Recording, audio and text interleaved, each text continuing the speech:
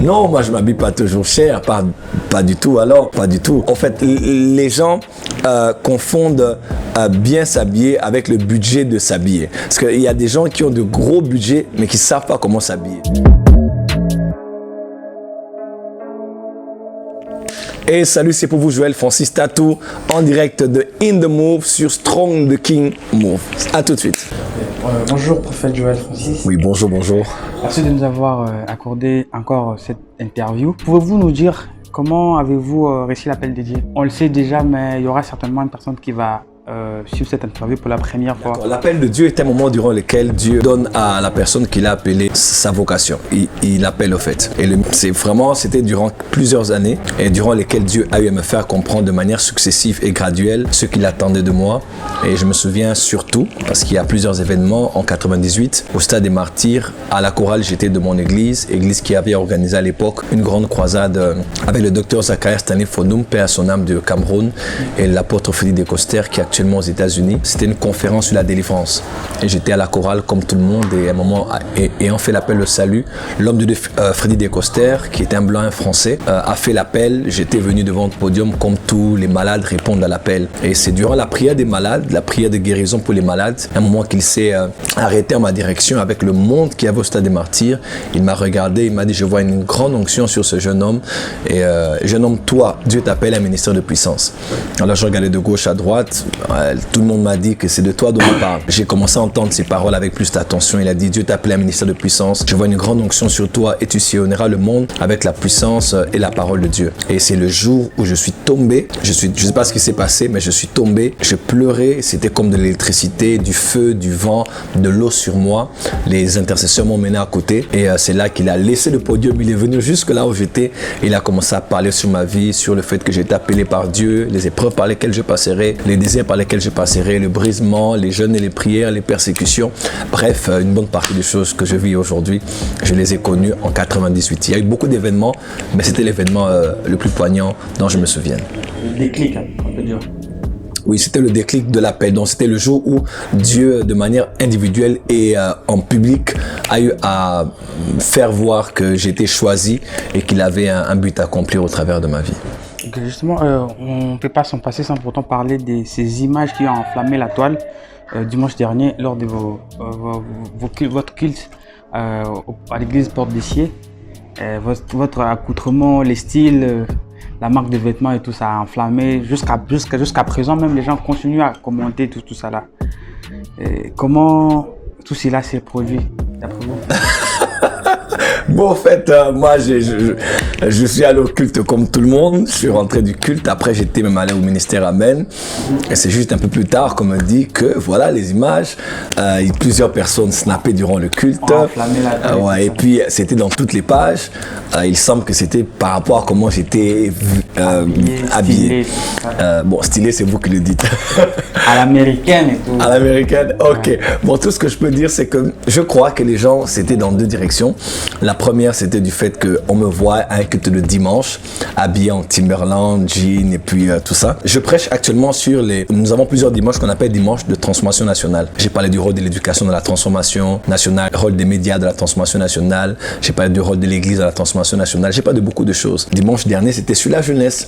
Alors, puisque je parle à un auditoire des jeunes et que le message concerne surtout les jeunes, j'ai voulu m'habiller pour me contextualiser avec mon auditoire. Et les jeunes qui étaient là, je sais qu'il y avait des papas, des mamans, mais j'avais demandé qu'on soit relax, différemment de... Je porte des costumes, vous le savez. Vous le savez, je porte tout le temps des costumes. Et voilà, je voulais me contextualiser à mon auditoire et m'emballer en fonction de mon message. Et il semble que beaucoup aussi ont aimé, ils ont dit « Waouh !» devant un pasteur, un dimanche, habillé comme nous. Et deuxièmement, c'est parce que je crois que c'était à cause de la marque de vêtements. La marque de vêtements. Bon, moi je l'ai dit, nous portons des Calvin Klein, nous portons des Yuji Yamamoto, nous portons des Zara, des Dior, de Louis Vuitton, Gucci, voilà. Nous portons des Dolce & Gabbana. Et pourquoi ne pas porter aussi quelque chose, un produit par un fils du pays qui culturellement fait la fierté du pays à l'extérieur et qui est un entrepreneur. Donc j'aurais porté quelque chose qu'il a produit ou même qu'un autre Congolais ici au Bled a aussi produit. Donc pour moi, c'est aussi encourager les entrepreneurs congolais, c'est pour encourager le travail bien fait par les Congolais. C'est surtout à cause de ça. Oui, il arrive de lire les commentaires des internautes sur les publications vous concernant. Oui, ça m'arrive de lire, mais pas souvent. Je lis rarement les commentaires parce que je suis très occupé. Je passe pas mon temps sur les réseaux sociaux. Les quelques fois que j'ai eu comme ça par inadvertance de tomber sur des commentaires, je ris beaucoup. Et quand à la limite il y a quelque chose que quelqu'un a écrit qui ne fait pas rire les autres personnes qui sont en ligne, alors par respect pour eux et peut-être pour moi, je les bloque. On peut dire que vous êtes une sorte de sensibilité, vous êtes sensible. De moins en moins. Je l'étais beaucoup au début. Okay. Je prenais tout. I was taking things personal. Je prenais les choses genre comment elle peut parler de moi. Après, je me dis, bon, il est derrière son téléphone. Je sais pas où il est. Il va dire quelque chose qui va gâter ma journée. Sincèrement, c'est pas sérieux. Donc, des fois, on bloque. Très souvent d'ailleurs. Mais je passe pas mon temps sur les réseaux sociaux. Et puis, ce que j'aime beaucoup, c'est que les gens ne sont plus dupes. Hein. Quand vous écrivez n'importe quoi, il y a aussi des gens qui peuvent vous récupérer et vous contredire. Voilà. Et, ou bien vous pousser au respect. Vous pouvez dire ce que vous pensez, mais le dire d'une manière beaucoup plus respectueuse afin de nous faire comprendre. Voilà. Okay. Déjà, vous êtes un homme dédié et une référence pour les fidèles de l'église Porte d'Essier. Cependant, vous vous affichez souvent avec des artistes musiciens mondains.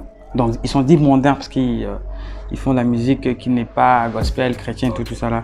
Ne pensez-vous pas que cela pourrait désorienter certains d'entre eux, que les fidèles de l'église? Au contraire, d'ailleurs, au contraire, j'ai beaucoup de gens qui viennent recevoir Jésus à cause de ça. Marc chapitre 2, les religieux viennent voir les apôtres de Christ pour dire voilà comment votre maître qui est un rabbin, il prêche dans les synagogues, il porte un talit, c'est un homme pur, un homme pieux, un homme qui ouvre la Torah, un homme qui lit les Nevim et les Ketuvim. Comment il peut s'asseoir avec les gens, boire, c'était pas du Vitalo, hein, c'est du va boire et manger avec les gens de mauvaise vie. Donc il buvait et mangeait et Jésus était là aussi. Et il devait manger avec eux, parce que c'est quelque chose qui était connu. Et Jésus a dit, dites-leur que ce n'est pas un homme en bon, les personnes en bonne santé qui ont besoin des médecins, mais ceux qui sont malades. Parce que le Fils de l'homme est venu sauver ceux qui étaient perdus.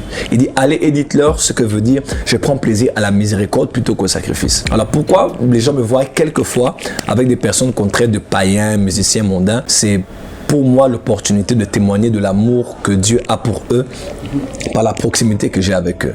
C'est la raison pour laquelle ils m'appellent. Ah, pasteur, j'ai un problème, prie pour moi. Ah, pasteur, j'ai un souci de santé à la maison avec madame, prie pour nous. Pasteur, il y a un enfant qui est à l'hôpital, prie pour nous. Et c'est pour moi une opportunité d'évangéliser. Je l'ai souvent dit, vous voulez des gibiers, aller dans la forêt. Vous voulez du poisson, aller dans la mer.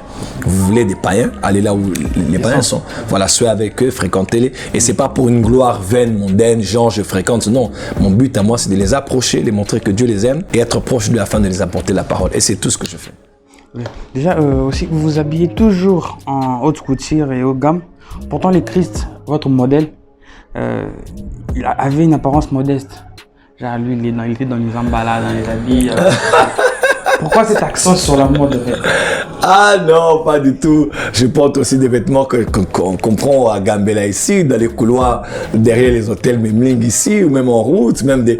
Non, moi je m'habille pas toujours cher, pas du tout alors, pas du tout. En fait, les gens confondent bien s'habiller avec le budget de s'habiller. Parce qu'il y a des gens qui ont de gros budgets, mais qui savent pas comment s'habiller.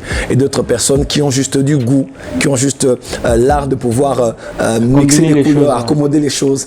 Et je pense peut-être être de la deuxième catégorie. C'est pas forcément beaucoup d'argent qu'on dépense. C'est surtout comment on peut présenter, comment on se tient lorsqu'on s'habille. Et ce que je porte peut-être ne vaut pas plus que quelqu'un qui aura peut-être 100 €, peut-être pas. Ouais. Mais c'est juste la manière de vous présenter avec. Bien s'habiller, c'est pas le montant. Alors pour les gens qui disent que Jésus, bon, j'aurais voulu que quelqu'un me montre une photo de Jésus, comment il est habillé. Mais sinon, la Bible déclare qu'il avait un vêtement qui était sans couture. Et selon la tradition juive, les commentateurs disent que c'était des vêtements qui coûtaient très cher. Donc pour moi, je me dis, il n'y a pas de problème de bien s'habiller. On reconnaît le moine par les habits. Et voilà, si mon travail peut me permettre de bien m'habiller, bien m'emballer, je m'emballerai toujours très bien. Et puis il y a les jours de votre anniversaire. Vous avez posté des clichés sur les réseaux sociaux avec une nouvelle coiffure atypique pour certains. Okay. Cela a fait couler beaucoup d'encre et de salive, des commentaires enflammés comme d'habitude. Cette coiffure-là, elle est conforme à la foi chrétienne ou c'est juste un style? Si la coiffure confond à la foi chrétienne. J'aurais tellement voulu parler de Jésus que de parler de moi ou de ma coiffure. Mais puisque l'occasion se présente, bon, ma coiffure, on a le premier ministre de ce pays, Lumumba, Patrice Emery Lumumba, avait cette coiffure. Elle n'était pas le même design, mais c'était cette coiffure. Mon père était lumumbiste et bon, voilà, j'ai voulu changer de tête. C'était mon anniversaire, c'était une nouvelle décennie.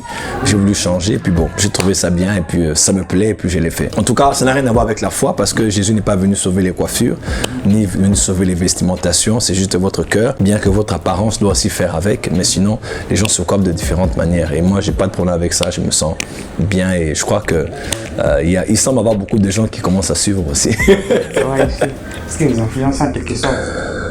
Ouais, il semble que c'est le cas, mais le plus important, c'est pas la coiffure du prophète, mais c'est ce que prêche le prophète. Le reste là, c'est l'emballage, mais c'est le message et ce que nous prêchons est que le plus important. Il y a des années en arrière, le seul moyen d'évangéliser était aller à la recherche de brebis, donc aller taper de porte en porte et tout ça là. Mais aujourd'hui, les églises comportent des départements de communication qui travaillent sur les contenus, stratégies susceptibles pour attirer et convaincre des gens. Peut-on dire que le Saint-Esprit a été remplacé par la communication et le marketing ou bien c'est juste la technologie qui ramène tout ça? Non, même le Saint-Esprit qui était venu au jour de la Pentecôte, pourquoi lorsqu'il venait, il a fait un bruit. Il a fait un bruit pour attirer l'attention des gens. On appelle ça le marketing. Le Saint-Esprit, le jour où il descendait, il y a eu un bruit, tout le monde s'est retourné sur la chambre haute et ils ont vu des gens parlant en langue et ayant de langues de feu sur la tête. Pourquoi il y a eu un bruit? Parce que le bruit, c'est le marketing, c'est l'écho. Voilà, c'est l'acoustique, c'est l'écho que l'on fait. Alors Dieu est le plus grand marketeur, il est celui qui sait attirer l'attention des gens lorsqu'il veut faire quelque chose. Les deux doivent juste aller de pair. C'est vrai qu'on peut avoir une bonne communication, avoir des experts, avoir une e-reputation, beaucoup d'agences autour de soi, mais si le Saint-Esprit ne convainc pas les cœurs, rien de ce que vous allez faire n'aura de résultat. Donc nous faisons et le possible et nous laissons Dieu faire l'impossible. Le possible, c'est ce que nous pouvons utiliser pour faire le marketing, mais l'impossible, c'est maintenant là où Dieu va commencer pour aller au-delà de ce que les yeux ont vu, les oreilles ont entendu, aller dans les cœurs pour convaincre les gens de venir à un culte, d'écouter la parole ou de répondre à un appel qu'on a fait sur Internet. Okay. Est-ce que la question de votre mariage est toujours à l'ordre du jour ou bien il est classé, scellé sans suite? Décidément, le jour où il sera, où le sujet sera à la une, je vous tiendrai au courant. Okay. Quelles sont vos ambitions en tant qu'humain par rapport à votre vie? Parce que c'est vrai que vous êtes un homme dédié, vous prêchez la parole dédiée, tout ça l'amène. Avant ça, ou soit mis à part ça, vous êtes un humain. Et vous n'avez pas d'autres projets, entre guillemets? Ah oui, des projets j'en ai, à part l'évangile, déjà l'université est déjà ouverte, donc il y a les études pour aller à une licence, aller à un master, aller à un doctorat. Alors, en tout cas, j'y tiens pour cette nouvelle décennie. Je dirais peut-être pour la première fois sur la place publique, j'ai des ambitions politiques. Pourquoi pas 2023 arrive. À part le fait d'être pasteur, je pense que par la grâce de Dieu, je me suis assez formé durant toutes ces années. Je peux apporter à mon pays quelque chose sur le plan politique. Pourquoi pas? Donc c'est toujours à revoir, mais ne vous étonnez pas si vous me voyez dans l'arène avec une candidature dans un ou dans un autre domaine. J'aimerais servir mon pays aussi de différentes manières. Je ne peux pas être là dans les quatre murs de l'église indéfiniment et c'est surtout dans le domaine des affaires dans lequel je suis pleinement plongé maintenant parce que je me dis je ne dois pas vivre de l'évangile seulement, je dois travailler pour que ceux que j'ai aussi puissent contribuer à faire avancer l'évangile. Okay. Déjà, on vous qualifie aussi de pasteur des gens instruits. Genre le pasteur des gens qui sont plus maillés, qui sont un peu développés en termes de compréhension. Pensez-vous aussi évangéliser dans les coins les plus reculés du pays? Ah ok, d'accord. Bon, je ne m'estime pas comme étant un pasteur instruit, mais je dirais peut-être que Paul était l'apôtre des incirconcis, Pierre était l'apôtre des circoncis. Alors, peu importe votre apostolat, Dieu vous donne aussi un auditoire particulier, une classe sociale particulière ou bien une région particulière. Dieu m'a donné un message qui touche surtout l'élite. C'est les personnes, les célébrités, les personnes hautement placées dans différentes sphères, de l'éducation, de la politique, des médias, de l'économie, des arts et des divertissements, de plusieurs autres secteurs. C'est comme ça que mon message touche un peu les personnes qui sont intellectuelle et puis très instruite. Mais en tant qu'évangéliste, serviteur de Dieu, je prêche la parole à des riches, à des pauvres. Je prêche la parole partout où je suis. Donc ce n'est pas un obstacle pour moi. Je sais diluer les messages. Là, c'est surtout quand je suis à l'église que les messages sont vraiment comme à l'université. Je mélange les statistiques, la parole, la spiritualité, je mélange beaucoup de choses à la fois. La philosophie par moment. Ouais. Donc je mélange tout parce que je me dis, à l'église, on doit sortir de là avec un esprit rempli et une tête bien faite. Donc le christianisme n'est pas un suicide intellectuel. C'est pas qu'on reçoit Jésus maintenant, on prend sa cervelle, son cerveau, on dépose devant l'église et on vient juste on vient prier derrière quelqu'un qui prophétise. Non, on a la tête, on réfléchit. On peut être étudiant, on peut être PDG, on peut être DG, on peut être on peut être quelqu'un d'important et croire en Jésus en âme et conscience. Mais cela ne m'a jamais empêché d'aller au plus bas de ceux qui sont un peu de basse classe sociale, même intellectuelle, pour les apporter la bonne nouvelle de Jésus. Okay. Et déjà, pourquoi avoir choisi Porte de Chier comme nom de votre église? Je n'ai pas choisi, je l'ai eu par révélation.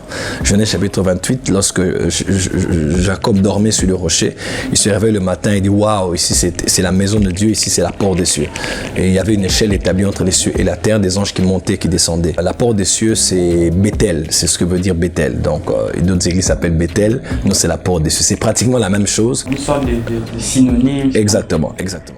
Et déjà, les jours de votre anniversaire encore et toujours, vous avez partagé le repas avec plus de 200 étudiants de plusieurs universités différentes, ainsi qu'une cinquantaine de vieillards. C'était quoi l'idée derrière ces gestes, ces beaux gestes générés? C'était quoi l'idée? C'était juste venir comme ça, par sentiment, non? Vous voulez faire plaisir aux gens, ou bien vous avez peut-être une idée derrière qui vous projetez tout doucement, tout lentement? Bon, déjà que je voulais être reconnaissant, mais je crois que la joie n'est joie que lorsqu'elle est partagée. Je voulais partager ma joie avec ceux qui n'en ont pas toujours. Il y en a beaucoup, mais j'ai choisi les étudiants parce que j'aime beaucoup les étudiants. Je n'ai pas eu l'opportunité, disons, d'aller jusqu'au graduat ou à la licence, donc je suis D6, comme on dit. Et alors j'ai voulu être avec tous ces étudiants pour manger avec eux et les dire que ça peut marcher pour vous, vous pouvez réussir. Et j'ai voulu le faire le jour de mon anniversaire. J'ai vu aussi des vieillards parce que je me connecte aussi à la grâce de la longévité pour dire adieu Seigneur. Eux ils ont 80 ans, 90 ans. J'aimerais lorsqu'ils vont me bénir, je me rappelle de cette femme qui m'a pris par la main, elle a commencé à comme ça se fait coutumièrement, elle m'a béni, elle a dit que tu aies beaucoup d'argent pour que nous on les viens, nous continuons à manger. Elle a déclaré sur ma vie. Je me suis dit donc ça c'est le plus beau cadeau que j'ai reçu le jour de mon anniversaire, le 4 octobre. Donc j'ai juste voulu partager ma joie et s'aimer aussi dans leur vie et demander la grâce de Dieu dans ma vie pour les restants des années, que tout ce qu'ils vont dire de bien, en ayant mangé, en ayant bu, puisse revenir sur moi et puisse me protéger, puisse aussi me faire avancer dans la vie. Justement, nous allons nous attendre vers la fin de l'interview et on va passer vers le mot de la fin. Une manière pour vous de nous briefer un peu sur l'actualité du moment en ce qui concerne Power Channel. Enfin, la chaîne de télévision Power Channel est arrivée. Je vous avais dit lors du dernier numéro que Power Channel allait arriver comme je l'avais décidé, comme nous l'avons tous décidé. La chaîne est là. Il semble qu'elle n'est plus suivie actuellement sur TNT Akin. On s'apprête à mettre maintenant sur les satellites. Et en tout cas, je ne me limite pas à mettre seulement au Congo ici. Je me vois prendre des antennes en Afrique de l'Ouest, dans les îles, en Europe, en Amérique du Nord, vraiment couvrir la terre parce que j'ai cette ambition de toucher plusieurs autres pays, plusieurs autres groupes linguistiques au travers de cette télé pour être le miroir de mon pays, la RDC, pour être le véhicule, le médium par lequel la bonne nouvelle sera prêchée, mais aussi pour être une voie d'éducation avec les émissions que nous faisons, les documentaires que nous passons, pour essayer un peu de rééduquer un peu la masse, de nettoyer un peu les mœurs des anti-valeurs afin d'établir de nouveaux standards de valeurs en accord avec la parole de Dieu. En tout cas, Power Channel est là, c'est la puissance à la télé et Power FM arrive aussi, la puissance dans les ondes. Donc c'était un rêve, je l'avais planifié et voilà, nous y sommes. En tout cas, merci beaucoup d'être venus à moi. Merci beaucoup pour l'opportunité de pouvoir parler aujourd'hui. Juste dire aux gens, le plus important, ce n'est ni ce qu'on porte, ni comment on se coiffe, ni ce que nous sommes dans la société, ni combien nous gagnons, mais c'est notre âme. Il est écrit, à quoi sert-il à un homme de gagner le monde si perd son âme? Donc l'âme, c'est ce qui va entrer dans l'éternité ou qui passera l'éternité l'éternité avec Dieu ou dans la souffrance éternelle. Donc c'est en des moments comme ça que la bonne opportunité, vous devez déjà savoir, moi tout ce que je le fais pour l'évangile. Ouais, pour moi ce sont des appâts pour attirer l'attention afin de prêcher la parole. Donc le plus important c'est Jésus dans nos cœurs, c'est Jésus dans le mien et peut-être Jésus dans le vôtre aussi. Si vous ne le connaissez pas, c'est une opportunité majeure en cette période de le dire, je suis pécheur, j'ai un passé chargé, j'arrive pas à abandonner telle chose, mais je décide de faire de toi mon Seigneur et mon sauveur personnel. Si vous le faites, il entrera en vous et il changera votre vie comme il a changé la mienne et celle de plusieurs autres personnes. Dieu vous bénisse et Dieu bénisse. Strong de King Move, toujours en train de mouver à Kinshasa et dans le monde. On est fiers de vous et on est avec vous. Merci.